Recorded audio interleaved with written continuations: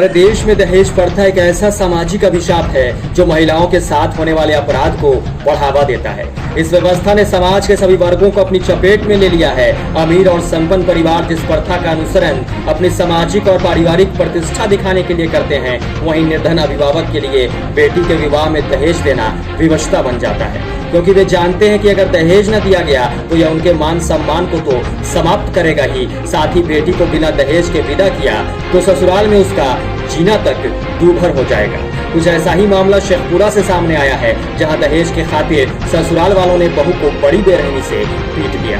भले ही सरकार दहेज प्रथा के खिलाफ कड़े कानून बनाने की बात कह रही हो, लेकिन आए दिन सामने आती घटनाएं उस कानून की धज्जियां उड़ा रही हैं। भले ही बिहार सरकार ने दहेज के खिलाफ कड़े कानून बना दिए हैं, लेकिन उसका सख्ती से पालन कराने का कोई प्लान अभी तक नजर नहीं आ रहा, जिसका नतीजा है कि आए दिन बेटियां दहेज लोभियों की भेंट चढ़ रही हैं। शेखपुरा में भी दहेज लोभियों ने विवाहिता को घर में बंधक बनाकर बुरी तरह पीटा, जिसके बाद उसकी स्थिति काफी गंभीर बनी हुई है। घटना के बाद उसे इलाज के लिए शेखपुरा के सदर अस्पताल में भर्ती कराया गया। घटना के संबंध में जानकारी देते हुए विवाहिता के परिजनों ने बताया कि विवाहिता का घर हथियावा ओपी अंतर्गत खलसापुर गांव है।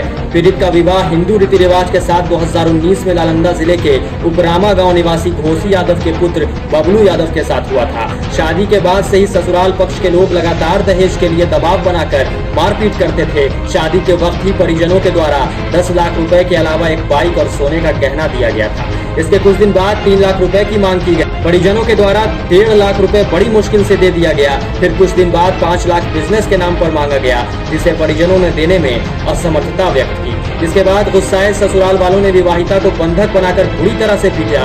गंभीर स्थिति को देखते हुए ससुराल पक्ष के लोगों ने एक निजी वाहन पर विवाहिता को उसके मायके पहुंचा दिया। इसके बाद वह मौके से फरार होने लगा, जिस पर ग्रामीणों ने उसके ससुर को धर दबोचा। विवाहिता के शरीर पर काफी जख्म के निशान है, उसे बेरहमी से पीटा गया है। इस संबंध में जब पीड़ित परिवार महिला थाने गए तो महिला थाने में भी मामला दर्ज करने में आनाकानी की गई। फिलहाल विवाहिता की स्थिति काफी गंभीर बनी हुई है। वहीं परिजनों ने ससुराल पक्ष के लोगों के खिलाफ कार्रवाई की मांग की है। इसमें हुआ था 15 जून को।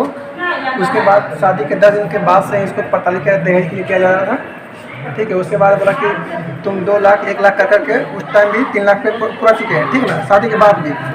उसके बाद बोला कि तुम 10 लाख पे लेकर आओ, नहीं तो तुमको हम मारेंगे, भाई से मांगो, हम बिजनेस करेंगे। तो बोला कि भाई से नहीं मांगेंगे। इसको मारपीट किया गया। इसके पहले भी 2020 में जुलाई के आसपास केस FIR हो चुका था। उसके बाद समझौता भी हो गया था। समझौता के बाद लोगों को माना था कि रखेंगे, कुछ नहीं करेंगे, नहीं मारपीट करेंगे। उसके बाद फिर से ये सब कहानी शुरू कर दिया है और आज ऐसा नौबत आ गया कि 10 लाख नहीं देने के कारण से इसको इस तरह से मारा गया है कि घर के पास मतलब मायके इसको फेंक दिया था। इसको ससुर आया था और फेंक के बाहर पर ग्रामीण लोग उसको मतलब पकड़ा, उसका ससुर ये है। और मैं अपना FIR करने गए आज, तो FIR नहीं लिया। DSP से बात हो, DSP बोला कि हम इसमें क्या कर सकते हैं, पब्लिक कुछ नहीं कर सकता है, जो भी करेगा मतलब पुलिस कुछ नहीं करेगा, जो भी करेगा घर के लोग ही करेगा। तो हम लोग तो पुलिस के भरोसे ही रहते हैं ना, जो पुलिस हम लोग को न्याय देगा। लेकिन SP साहब आश्वासन दिए हैं कि कार्रवाई उचित किया जाएगा और जल्द से जल्द उस सब कुछ सब जो इसके निर्दोष दोषी हैं उसको जेल के पीछे भेजा जाएगा।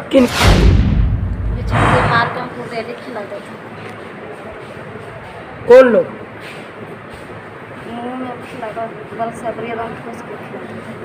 कौन लोग आपको खिलाए? मेरे पति नहीं पढ़ना। आपके साथ मारपीट क्यों करते हैं? पागल है, उसे 10 लाख रुपया मांगती है कि भाई से 10 लाख रुपया मांगे। क्या चीज़ से मारपीट किया? पूरे लाठी पहना सब। कौन सा गांव का मामला?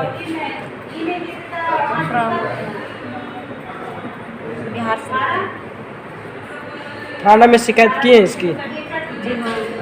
तो थाना से कोई कार्रवाई हुआ है कि नहीं अभी तक? कौन सा थाना में शिकायत दर्ज किए थे? महिला थाना में शिकायत किए हैं।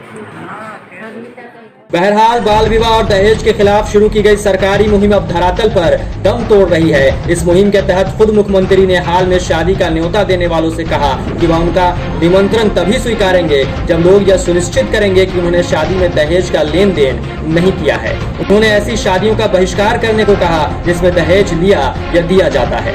राज्य में मानव श्रृंखला बनाकर दहेज के खिलाफ लोगों को जागरूक भी किया गया, लेकिन न लोग जागरूक हुए और न ही प्रशासन नींद से जागी, जिसका नतीजा आए आए दिन सामने आ रहा है। वैसे दहेज अपराध और दहेज हत्या के मामले में बिहार उत्तर प्रदेश से पीछे है, पर जागरूकता के प्रयासों, शिक्षा के बढ़ते स्तर और रोजगारों में लड़कियों की बढ़ती भागीदारी के बावजूद दहेज का खत्म न होना चिंता का विषय है। समाज का बड़ा हिस्सा अब भी दहेज के नाम पर महिलाओं से क्रूरता से पेश आ रहा है। भले लड़कियां पढ़ी लिखी हों और अच्छी नौकरी में हों, पर उन्हें भी दहेज की शर्त निभानी पड़ रही है। इसका सबसे बड़ा जिम्मेदार हमारा समाज है। जब तक लोग खुद जागरूक नहीं होंगे, तब तक सिर्फ सरकारी प्रयासों और कड़े कानून लागू होने से काम नहीं चलेगा और लगातार विवाहिता ऐसे ही दहेज दोषियों की शिकार होती रहेंगी।